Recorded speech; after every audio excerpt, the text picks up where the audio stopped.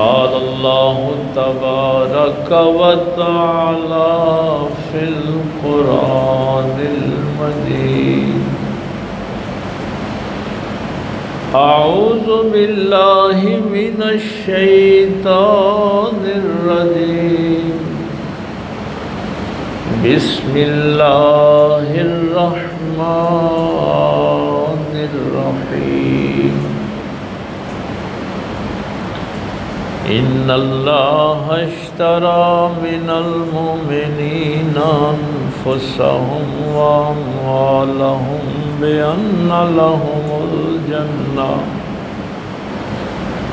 يقاتلون في سبيل الله فيقتلون ويقتلون وعدا عليه حقا في التوراة والإنجيل والقرآن ومن أوفى بعهده من الله فاستبشروا ببيعكم الذي بايعتم به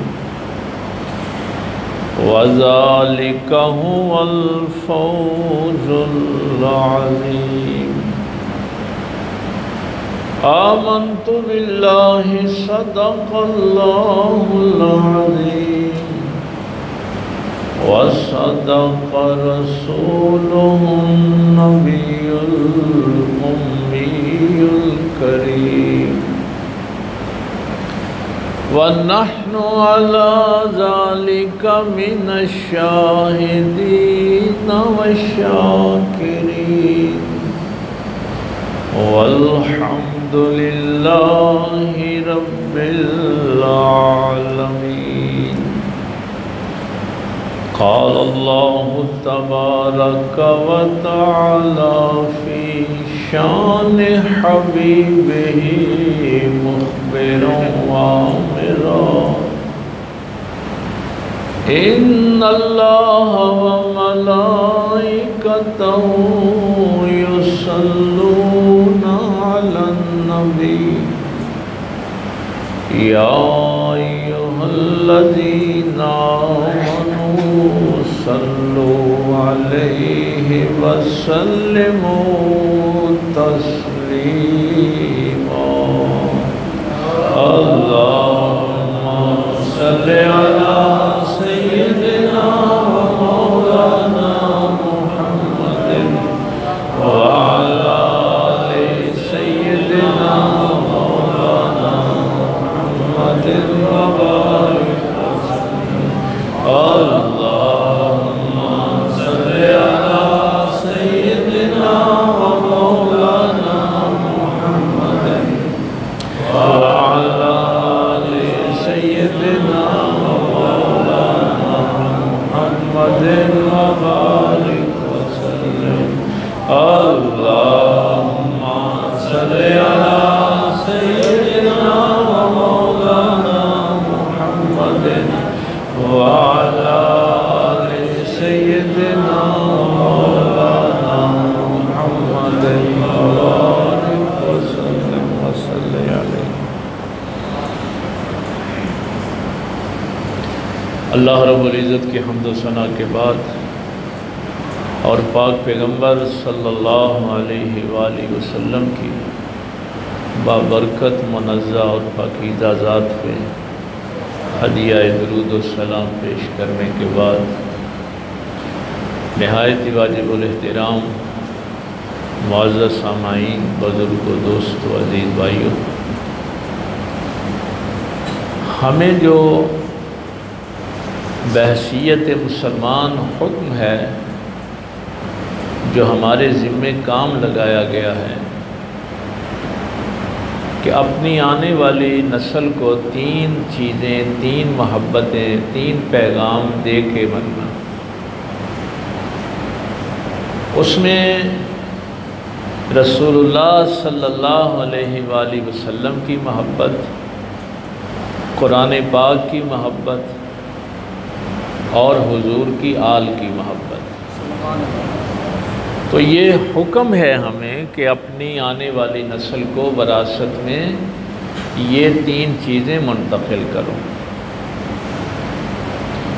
اب اگر ہم کسی کو بتائیں گے ہی نہیں کہ حضور کی آل ہے کون، کون ہے اہل بیت اطہار، ان کے فضائل کیا ہیں، اللہ کی نگاہ میں ان کی عزت کیا ہے، تو ہم کیسے بھی محبت جو ہے وہ منتقل کر سکتے ہیں؟ اس کے لیے جو پچھلے جمعے ہم نے عنوان مقرر کیا تھا کہ سارے انبیاء تشریف لائے ہیں توحید کا پیغام دینے کے لیے۔ اب توحید کا مقابلہ ہے شرک کے ساتھ۔ تو جو ہم نے عنوان قائم کیا تھا وہ یہ تھا کہ کسی بت کو الہ ماننا، کسی پتھر کو سجدہ کرنا، کسی درخت کو کرنا، چاند سورج ستاروں کو کرنا، یہ بہت چھوٹے شرک ہیں۔ سب سے بڑا شرک جو ہے وہ نظریے کے بت کی پرستش ہے۔ جب نظریہ توحید کے خلاف ہوتا ہے نا تو پھر آپ ہر بت پرستی کرتے ہیں، اور اگر نظریے میں بت پرستی نہ ہو، توحید ہو، تو پھر آپ بت پرستی کے قریب جا ہی نہیں سکتے۔ تو کربلا کا واقعہ جو ہے وہ یہ ہے کہ نظریے کی بت پرستی نہیں کرتے، جو نظریہ توحید کے اور رسالت کے خلاف ہے۔ یہ کوئی واقعات نہیں ہیں کہ آپ قصے کہانیاں سمجھ کے سمجھیں کہ چلو قرآن کریم نے بھی موسیٰ اور فرعون کی ایک کہانی بیان کر دی، نمرود کی اور ابراہیم علیہ السلام کی ایک کہانی بیان کر دی۔ نہیں نہیں، ایسے نہیں ہے۔ یہ 2 نظریات کی جنگ ہے کہ آپ کس نظریے کے ساتھ کھڑے۔ یہ پہلی وحی کی جو سورہ ہے، سورہ اقرا، اس کے آخر میں کیا ہے؟ کلا لا توتے۔ اگلا حصہ اگر میں پڑھوں گا تو پھر چونکہ سجدہ واجب ہے، وہ پھر آپ پہ سجدہ واجب ہو جائے گا، پھر پتہ نہیں کوئی کرے گا کوئی نہیں کرے گا، آپ گناہ گار نہ ہوں۔ اس کے آخر میں یہی ایک جملہ تھا کہ کب لا توتے، یہ جو توحید کے خلاف نظریہ ہے اس کی اطاعت نہیں کرنی۔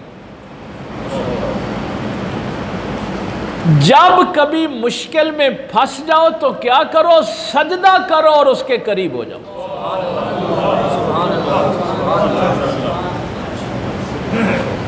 کربلا کا سارا قصہ اسی سجدے کے ارد گرد کو،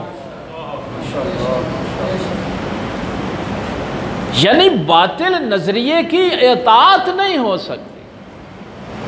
اور اگر کبھی ایسا مشکل وقت آ جائے، سجدہ کرو اور قریب ہو جاؤ۔ اللہ کا قرب سجدے میں، لیکن اس سجدے میں جس کے پیچھے نظریہ ہو توحید کا۔ ہاں، یہ میرا تمہارا سجدہ نہیں ہے۔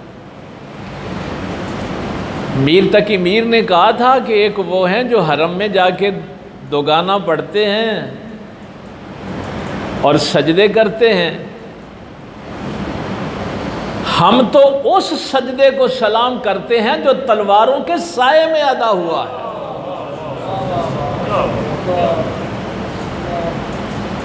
تلوار کے نیچے اقبال نے کہا تھا جو سجدہ ہوا ہے اس سے تو زمین کانپ گئی تھی، اور بات قرآن نے کہی تھی لا توتے۔ نہیں، ایسا نہیں ہو سکتا کہ باطل نظریے کی آپ اطاعت کریں، اس کے پیچھے چلیں۔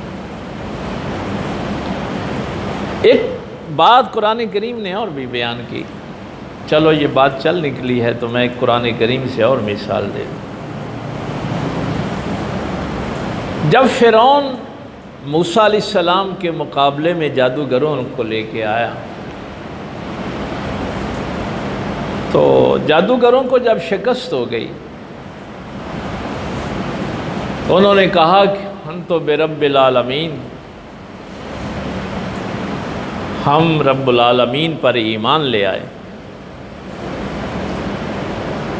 یہ جملہ کافی نہیں تھا کہ عالمین کا جو رب ہے اس پر ایمان لے آئے، لیکن ساتھ ہی اگلا جملہ بھی کہا رب موسیٰ و ہارون۔ بھائی اگر کسی رب کو ماننا ہے تو کسی نسبت والے رب کو ماننا۔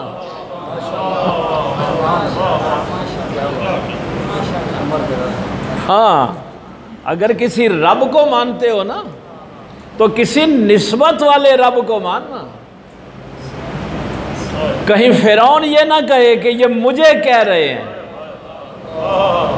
وہ کہتا تھا نا انا ربکم الاعلی۔ بھائی فرعون کہہ رہا تھا انا ربکم الاعلی، میں اعلیٰ رب ہوں۔ انہوں نے کہا ہم اس رب کو نہیں مانتے، ہم موسیٰ اور ہارون کے رب کو مانتے۔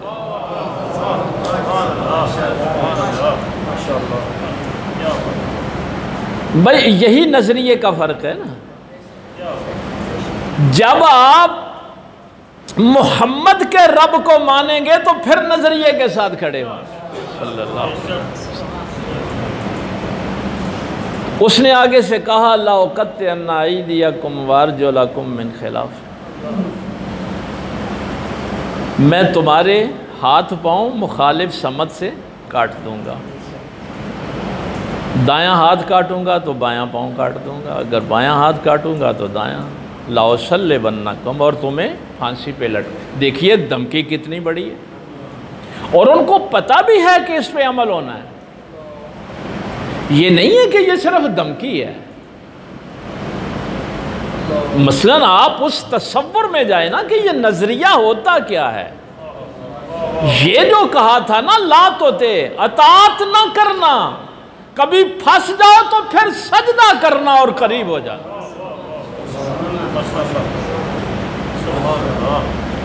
اب یہ صرف دھمکی نہیں تھی، ظاہر ہے اختیار ہے فرعون کے پاس، بادشاہ ہے، ہاتھ پاؤں کاٹے گا، صلیب پہ بھی چڑھائے گا، پھانسی لگا دے گا۔ تو لا دیرا انا الی ربنا لمنقلبون، ڈرے نہیں ہو۔ انہوں نے کہا ہم نے اب اللہ کو سجدہ کر لیا، ہم منقلب ہو گئے۔ یہ ہے اللہ کو سجدہ۔ چھوٹے سے چھوٹی تکلیف پہ بھی سجدہ اسی کو کرنا، اور چھوٹی سے چھوٹی نعمت پہ بھی سجدہ اسی کو۔ تو جو اس نظریے کے ساتھ کھڑا ہوتا ہے وہ پھر فیصلے کرتا ہے کہ میں نے اس دنیا کے نقصانات کو نہیں دیکھنا، میرے نظریے کو نقصان نہ پہنچے۔ تو یہ مثالیں قرآن کریم نے لکھی ہیں کہ نظریے کے ساتھ کھڑے ہمیشہ سجدے والے ہوتے ہیں۔ یہ جو آیت آج ہم نے موضوع گفتگو بنائی ہے نا، اس میں بھی وہی نظریہ ہے کہ بڑی محبت تو تمہیں کس سے ہے؟ مال سے ہے اور جان سے۔ بھائی یہی دو بڑی محبتیں ہیں نا، جان سے ہے اور مال سے۔ اب اللہ فرماتا ہے ان اللہ اشتری من المؤمنین انفسهم واموالهم۔ اب یہ دونوں چیزیں تو اللہ نے خرید لی ان سے، ان کی اپنی تو رہی نہیں ہے۔ مال بھی اللہ نے خرید لیے اور جانیں بھی اللہ نے خرید۔ بِأَنَّ لَهُمُ الْجَنَّةَ، جنت کے عوض۔ بھائی یہ تجارت، بندہ مومن نے تجارت کی ہے۔ میں جاتا ہوں مختلف جگہوں پہ تو لوگ پوچھتے ہیں کہ یہ ہو کیسے جاتا ہے۔ کل بھی ابھی جو رپورٹ تھی کہ 90 کے قریب عورتیں بچے مرد غزہ میں شہید ہو گئے، اور وہ ایک جگہ جہاں پہ راشن تقسیم ہو رہا تھا، وہ بچے اس قطار میں کھڑے تھے۔ اصلاً وہ مائیں سامنے آتی ہیں جن کے سارے بچے شہید ہو گئے، جن کی آنکھوں کے سامنے سارے گھر برباد ہو گئے، لیکن ہمیں تو وہ ظاہر ہے توفیق نہیں ہے، یہ ہماری 56-57 ریاستیں جو ہیں وہ موجود ہیں، اور وہ فکر پڑی ہوئی ہے اس دنیا کے جان کی اور مال کی، تو یہ کیسے وہ برداشت کر لیتے ہیں؟ وہ مثلاً اب بھی اپنے نظریے سے پیچھے نہیں ہٹتے۔ تو میں پھر ان کو یہ قرآن کی آیت سناتا ہوں کہ جادوگروں سے بھی یہی کہا گیا تھا، تو انہوں نے کہا جو سجدہ اللہ کو ہو گیا ہے اب کسی اور کو نہیں ہو سکتا۔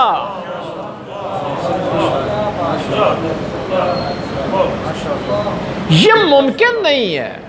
باطل کے سامنے سر وہی کھڑا رہتا ہے جو اللہ کی بارگاہ میں جو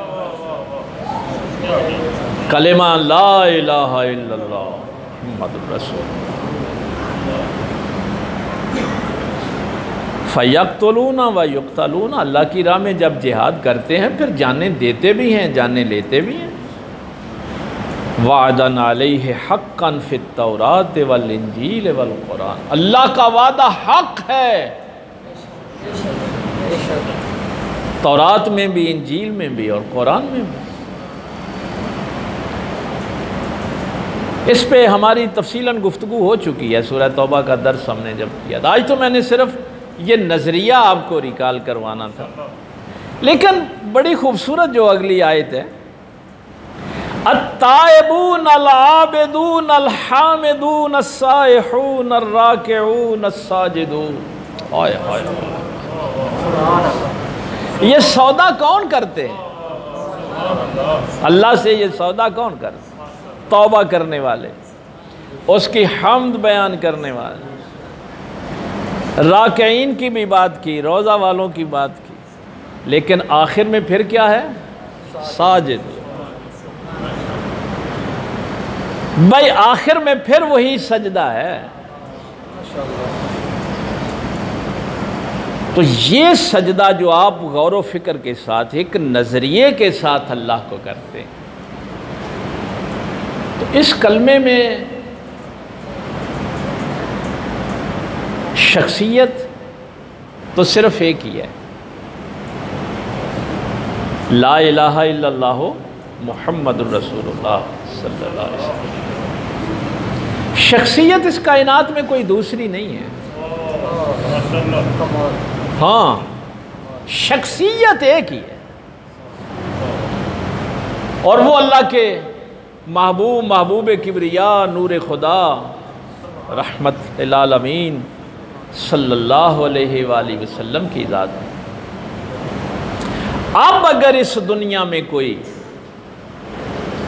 ان کے بعد شخصیت بننا چاہتا ہے، ہاں یہ اچھی طرح سمجھ لیں، چونکہ یہ 3 محبتیں ہیں نا جہاں سے ہم نے بات شروع کی تھی، رسول اللہ کی محبت، قرآن کی محبت اور حضور کی، اہل بیت کی محبت، آل رسول کی محبت۔ اب کون شخصیت بن سکتا ہے؟ جس کو رسول اللہ فرمائیں کہ حسین منی،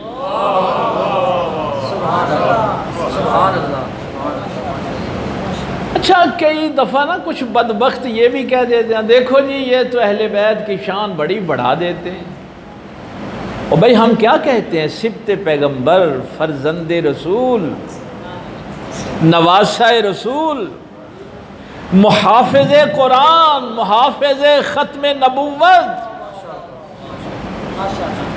حسین کا تو سارا تعارف ہی نبی کے حوالے سے ہے۔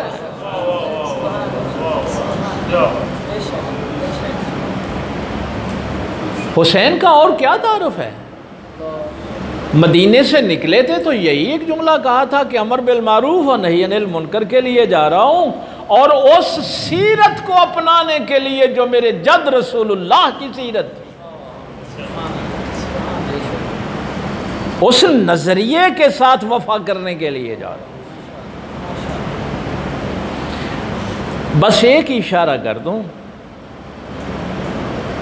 اس دن شاید میں نے آستانے پہ بھی یہ بات کی تھی، جہاں ظاہر ہے زیادہ لوگ حاضر ہوتے ہیں، وہ اشارہ میں کر دوں، فَدَلَّهُمَا بِغُرُورٍ فَلَمَّا ذَاقَ الشَّجَرَةَ بَدَتْ لَهُمَا سَوْآتُهُمَا مِنْ وَرَقِ الْجَنَّةِ۔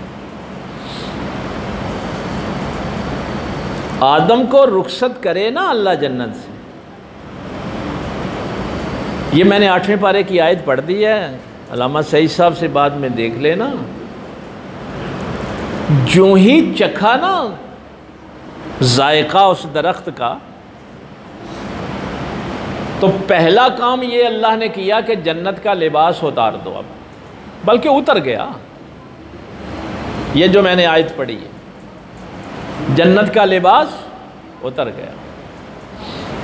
اب زمین پہ بھیجنا تھا تو شرط یہ ہے کہ جنت کی چیزیں یہاں چھوڑ جاؤ، اب واپس آنا یہی ہے۔ آدم کی ساری اولاد کو بتا دیا کہ مقام یہی ہے، آنا یہی ہے، لیکن عمل کر کے اب آنا۔ ہاں ایمان کے ساتھ جو رہے گا وہ آئے گا یہاں، لیکن لباس اتروا لیا، جنت کے تحائف رکھ لیے۔ لیکن جن کو رسول اللہ فرمائے حسن منی، حسین منی، فاطمہ ذات منی، علی منی، ان کی شان پتہ ہے کیا ہے؟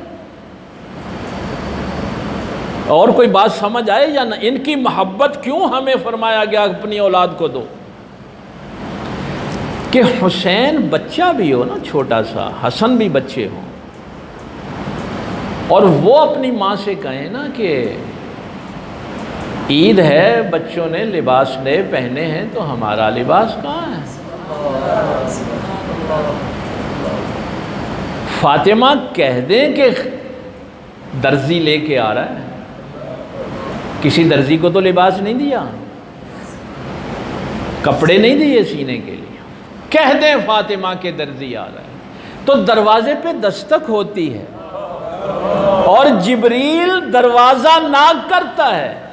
اگر پوچھا جائے کہ کون ہے تو کہتے ہیں انا خیت الحسین۔ نعرہ تکبیر، نعرہ رسالت، عظمت امام علی مقام، عظمت اہل بیت۔ پھر جبریل یہ نہیں کہتا میں جبریل ہوں، وہ کہتا ہے میں حسین کا درزی ہوں۔ چونکہ فاطمہ کو رسول اللہ کہیں کہ یہ مجھ سے ہے، تو اب شخصیت وہ بنتا ہے جس کو رسول اللہ کہیں یہ مجھ سے ہیں۔ اس لیے یہاں یہ کوئی شان اوپر نیچے ہونے والی تو بات ہی نہیں نا۔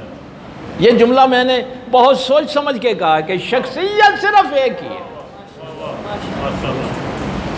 اور وہ رسول اللہ صلی اللہ علیہ وسلم کی بات۔ اب جبریل نے یہ تو کہا کہ میں حسین کا درزی ہوں، ذرا سوچیں تو صحیح کہ آدم سے کہا جائے کہ جنت میں لباس اتار کے جاؤ، اور حسین کے لیے اسی جنت سے لباس بھیجا جائے۔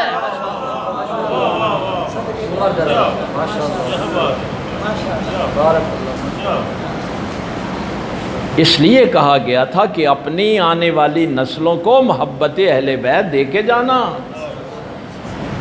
اعلیٰ حضرت کا بڑا نام لیتے ہیں اہل سنت والجماعت والے، کیا کہا تھا؟ بے اجازت جن کے گھر جبرائیل آتے نہیں۔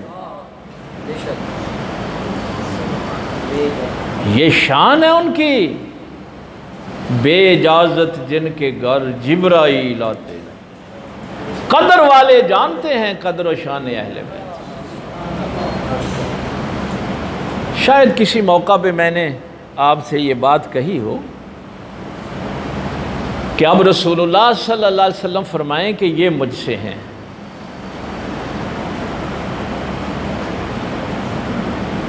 اصل وارث کا پتہ ہے کب چلتا ہے کہ اصل وارث کون ہے اور نقلی وارث کون ہے؟ یہ میں جملہ جہاں کہیں جاتا ہوں علماء کی محفل میں بھی، جب وہ یہ حدیث پڑھتے ہیں نا ما ورثۃ الانبیاء، علماء انبیاء کے وارث ہیں، تو میں وہاں بھی کہتا ہوں کہ تم حدیث یہ پڑھ تو لیتے ہو کہ علماء انبیاء کے وارث ہیں، لیکن اصل وارث ہوتا کون ہے؟ اصل وارث کا پتہ ہی اس وقت چلتا ہے جب ورثے پہ مصیبت کا وقت آئے۔ وہ جو ورثہ ہے نا، اس پہ مصیبت کا وقت آئے پھر اصل وارث کا پتہ چلتا ہے۔ طبری نے لکھا ہے کہ یزید کا وہ جملہ کہ یہ تو بنو ہاشم نے کھیل کھیلا تھا، نہ کوئی فرشتہ آیا نہ وحی آئی، یہ جو نبوت کا یہ بنو ہاشم نے صرف اقتدار پہ قبضہ کرنے کے لیے کھیل کھیلا تھا۔ آپ سنتے ہیں نا کہ 9 محرم کو بھی ساری رات قرآن کی تلاوت کی گئی، 10 کو بھی سارا دن جنگ میں تلاوت ہوتی رہی، اور نوکے نیزہ پہ بھی قرآن کی تلاوت کی۔ یزید وحی کا انکار کر رہا تھا اور حسین محافظ قرآن بن کے کھڑا تھا۔ اس کے پیچھے ایک پورا نظریہ تھا، یہ کوئی مذاق نہیں تھا قرآن کی تلاوت بار بار۔ تو جب ورثے پہ مصیبت کا وقت آتا ہے نا، پھر اصل وارثوں کا پتہ چلتا ہے۔ اصل وارث کون ہے، قربانی کون دیتا ہے۔ میرے گھر کو آگ لگے گی نا تو سب سے پہلے کون پانی پھینکنے آئے گا؟ میرا بیٹا ہی آئے گا نا، ہمسائے بھی آئیں گے، دوست بھی آئیں گے، لیکن سب سے زیادہ تکلیف کس کو ہوگی؟ جو اس وراثت کا مالک ہے۔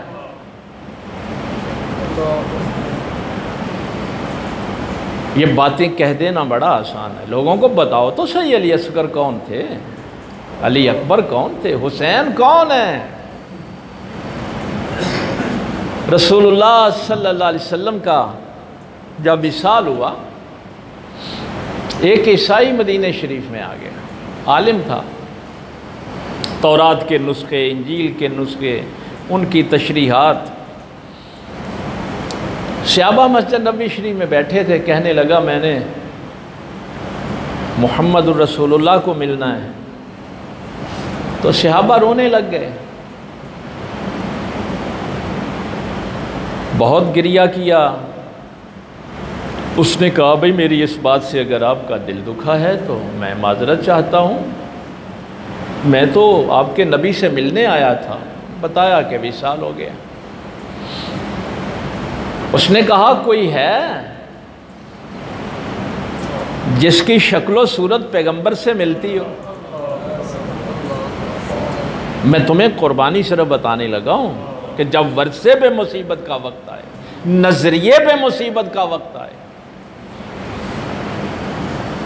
تو لوگ اس کو سرکار امام حسین رضی اللہ تعالیٰ عنہ کے در اقدس پہ لے گئے۔ اس نے کہا کوئی ہے ایسا فرد جو شبیہ پیغمبر ہو؟ یہ کتنے علامہ صاحب کو پتہ ہے کتنے صحابہ سے روایت کہ حضرت علی اکبر جب گفتگو کر رہے ہوتے تھے تو اگر کوئی دیوار کے پیچھے سے سن رہا ہوتا تھا تو ایسے ہی محسوس ہوتا تھا جیسے رسول اللہ گفتگو کر رہے ہیں۔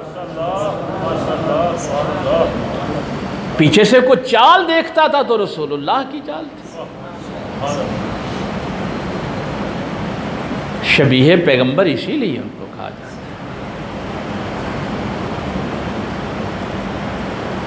تو امام عالی مقام نے فرمایا کہ ہاں میرا ایک بیٹا ہے جو شبیہ پیغمبر ہے۔ تو سرکار امام عالی مقام نے حضور کی دستار، بچے تھے ابھی علی اکبر، بہت چھوٹے تھے، لیکن ایک بات تاریخ نے بڑی عجیب رکھی ہے، چھوٹے بچے تھے نا، ابھی بہت چھوٹے تھے، معصوم تھے، لیکن جب بھی سر پہ رسول اللہ کی دستار رکھی جاتی تھی تو پوری آ جاتی تھی۔ کیا شان تھی اس بچے کی۔ تو دستار رسول اللہ کی سر پہ رکھی، وہ امامہ شریف اور عبا جو تھی وہ پہنائی اور اس پادری کے سامنے لا کے بٹھا دیا۔ اب وہ اپنی کتابیں کھولتا ہے، ایک نظر کتابوں کو دیکھتا ہے، ایک طرف ادھر دیکھتا ہے، ایک ایک نشانی دیکھتا ہے کہ پیغمبر آخر الزمان کیسے ہوں گے۔ جب اس نے اپنی کتاب سے وہ ساری نشانیاں دیکھ لیں تو اس نے کہا اشہد ان لا الہ الا اللہ واشہد ان محمدا عبدہ ورسولہ۔ نعرہ تکبیر، نعرہ رسالت، نعرہ حیدری، حضور قبلہ عالم، آستانہ عالیہ نگر شریف۔ اس نے کہا جو نشانیاں تورات اور انجیل میں لکھی تھیں واقعی نبی آخر الزمان ایسے ہی تھے۔ اب اس نے جب سرکار امام حسین کی طرف دیکھا نا تو داڑھی تر ہو چکی تھی آنسوؤں سے، رو رو کر۔ تو اس پادری نے کہا حسین میں تو مسلمان ہو گیا، دین اسلام میں داخل ہو گیا، تو کیوں رو رہا ہے؟ امام نے ایک جملہ ارشاد فرمایا اگر ایسا بیٹا اللہ تجھے دے تو تو کیسے حفاظت کرے گا؟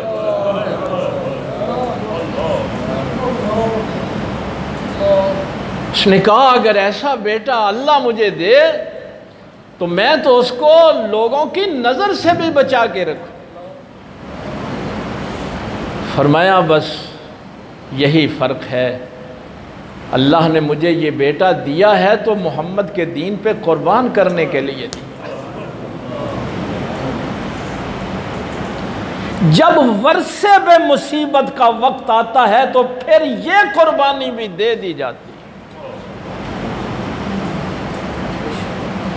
اس لیے کہا گیا تھا کہ اپنی آنے والی نسل کو نبی پاک کی محبت بھی دے کے جانا، قرآن کی محبت بھی دے کے جانا، اور حضور کی اہل بیت کی محبت بھی دے کے جانا، چونکہ ان کے پاس دین کا نظریہ ہے، سجدے کا نظریہ ہے، اللہ کے سامنے جھکنے کا نظریہ ہے۔ انہوں نے یہ بتایا ہے کہ کیسے اپنی جان اور مال اللہ کے سامنے فروخت کر دی جاتی ہے، کیسے قتل کیے بھی جاتے ہیں، کیسے قتل ہوتے بھی ہیں، لیکن پھر جو سر اللہ کی، میں کئی دفعہ یہ بات بچوں سے بھی دوستوں سے بھی کہتا ہوں، وہ سر کبھی کھڑا ہو ہی نہیں سکتا جو اللہ کی بارگاہ میں جھکتا نہیں۔ دیکھیے ابھی آپ نے نماز بھی پڑھنی ہے نا، ہاتھ باندھ کے آپ نے قیام بھی کرنا ہے، لیکن قیام میں بھی وہ حمد بیان نہیں ہوتی کیونکہ سر کھڑا ہے نا۔ پتہ نہیں میں پہنچا پایا کہ نہیں پایا، سر کھڑا ہے ابھی نہیں، مولا ابھی حق ادا نہیں ہوا، رکوع میں آ گیا سبحان ربی العظیم، یہاں بھی دل مطمئن نہیں ہوا تو سر سجدے میں رکھا سبحان ربی الاعلی، مولا ہر بلندی تیرے لیے ہے اور میری پستی کو تو ہی جانتا ہے، میری پستی کا علم تجھے ہی، میرے عجز کا پتہ تجھے ہی، اس اضطرار میں کبھی سجدہ کیا جائے۔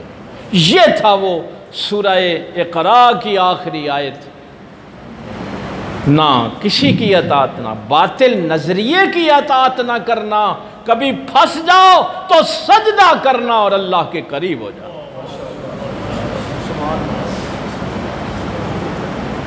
تو یہ کوشش کریں اپنی آنے والی نسلوں کو یہ محبتیں ان کو سامنے بیان کیا کریں، ان کی عظمتیں جو ہیں وہ بیان کیا کریں، تاکہ وہ جو نبی پاک صلی اللہ علیہ وسلم نظریہ توحید لے کے آئے ہیں وہ نظریہ قائم رہے، مسلمان جو ہیں اس نظریے کے ساتھ سٹینڈ کریں۔ تو یہ زندگی کا اصول بنائیں، چھوٹی سی چھوٹی تکلیف ہو، بڑی سے بڑی تکلیف ہو، سر سجدے میں رکھنا، نعمت چھوٹی سے چھوٹی ملے، بڑی سے بڑی ملے، سر سجدے میں رکھنا،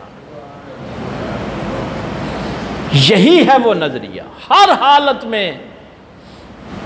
اور پھر جب سب کچھ قربان ہو جائے تو جلتے ہوئے خیموں پہ تہجد پڑھ کے جب سیدہ زینب کہتی ہے نا، جب لاشوں کی طرف نظر پڑی تو کہا اللہم تقبل منا ھذا قربان، اس کی بارگاہ میں سر سجدے میں رکھ کے کہنا مولا یہ ہماری قربانیاں اپنی بارگاہ میں قبول فرما۔ اللہ تعالیٰ عمل کی توفیق دے۔ وآخر دعوانا